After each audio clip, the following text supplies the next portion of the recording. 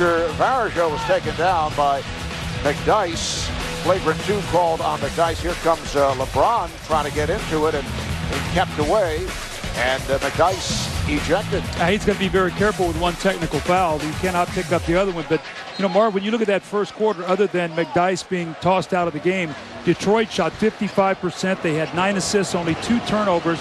And how about this? 16 points in the paint to none for the Cavaliers. 7 second chance points to none. So no easy points for Cleveland. All jump shots against that little trapping defense. Wallace lost it. And a foul is called as Hunter and Jones went for the ball. It's on Damon Jones. Non-shooting foul, so the Pistons will put it in play. Detroit going with Wallace, Maxiell, and Prince up front. Phillips and Hunter at the guards. Now with McDyess out, Flip Saunders may go with Dale Davis. He had talked about using Davis anyway, even with McDyess in the ballgame, just for his experience and his defense. So I would think eventually, as Maxiell gets fouled on the post-up, we'll see Weber come back into the ballgame, but you'll probably see Davis as well. And also Dale Davis is their best screener. And there's a guy, Reggie Miller, sitting up there that's going to be doing the halftime here tonight that will attest for all the great screens this guy used to set to free him up for those jump shots. We'd like to see him do the same thing for Rip Hamilton tonight. That's why another reason why Flip might put him in the game. Dale Davis had that short run in game 1. Played well in 5 minutes of the first half. Came up with 5 points. 3 rebounds, but has not seen any action since then. Maxiell, not a good free throw shooter. Chris Webber picked up early fouls again. He is sitting down after collecting his second. Marv Albert, Doug Collins, Steve Kerr, Craig Sager working the sideline. Pistons with a 30-23 lead. It's game 5 of the best of 7 Eastern Conference Final. The series tied at 2. Pistons winning the first 2 games here at the Palace. And the Cavaliers winning in Cleveland games 3 and 4. So it's now a best of 3 in Detroit with 2 home games in that best of 3. James to the step back. Rebound comes to Hunter. Another jump shot, getting nothing in the paint at all. Exactly what the Pistons want. Hunter was bottled up. Good play by Gibson. And last touch by Gibson. And again, Doug, something you touched on early in this game, that the pressure up the court from Detroit is starting to take its toll.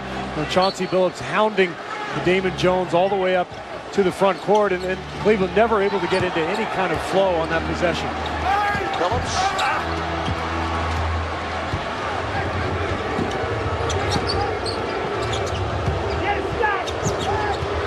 James putting the move on Prince, and he's fouled. Prince called for the block. Mike Brown has James with Varejao and Marshall on the front line. He has Jones and Gibson at the guards. Prince with his second foul. Here's Carlos Delfino off the bench and replaces Tayshaun Prince. I think when you look at Cleveland out there, really the only guy comfortable getting them in their offense is going to be LeBron James.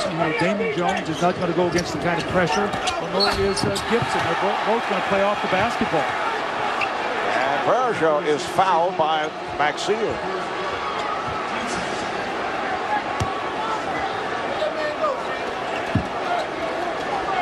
Anderson, Varejao, very strong. Games 1 and 2 here in Detroit.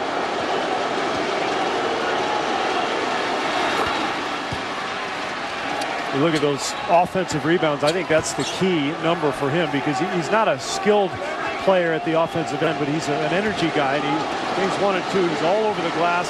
We asked Mike Brown about it.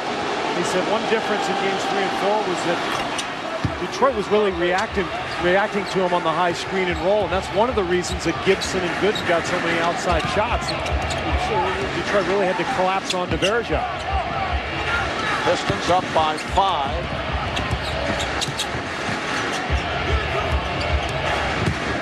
Hunter able to beat Jones off the dribble. Strong move by Lindsey Hunter. 32-25 Pistons. Reach-in foul as they try to trap Gibson. Foul on Hunter. Well, Lindsey Hunter, you don't normally see him make these kind of moves. He's really more of a spot-up shooter at this stage of his career. He's out there for defense, but this is a beautiful drive. And again, whoever Damon Jones is playing, they're attacking him on the dribble. The follow by LeBron James. Pistons with a 5-point lead. 2 minutes gone by in the second quarter.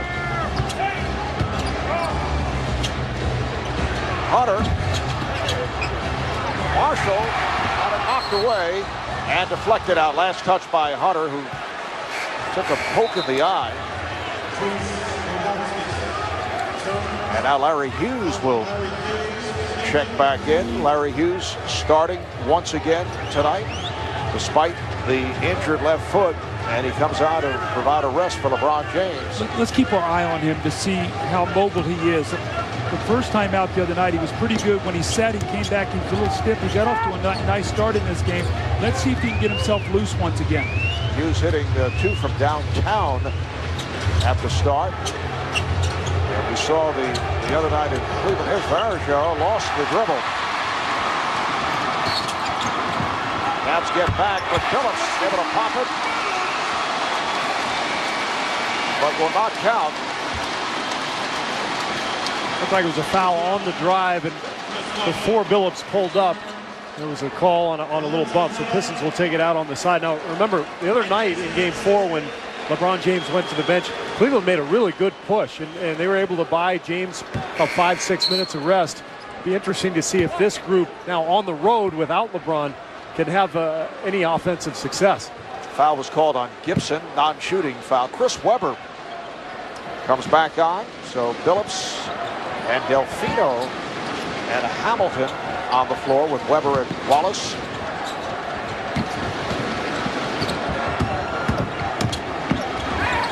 Hamilton changed his mind on that shot, recovered by Webber, and a foul against the Cavaliers. Foul on Ilgauskas. Well, Webber might have lost some of that quickness and his ability to leap, but he still has great hands. I've always felt one of his great traits as a player was he had great hands for a big man. His soft hands, could handle the ball, great touch passing.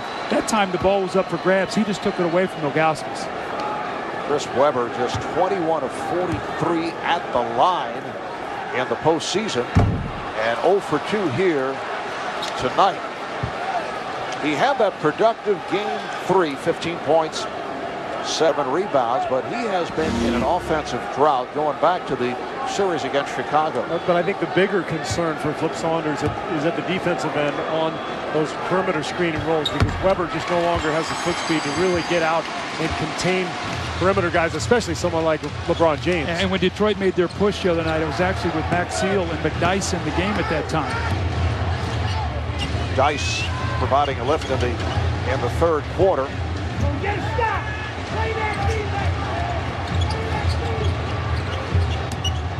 Ilgauskas backing Webber and coming up short with that hook.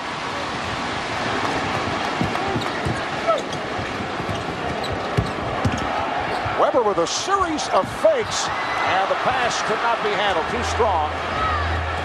David Jones setting up for 3.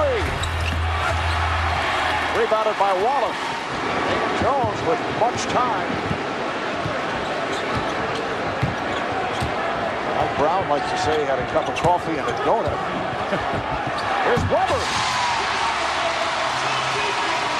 35-27 Detroit.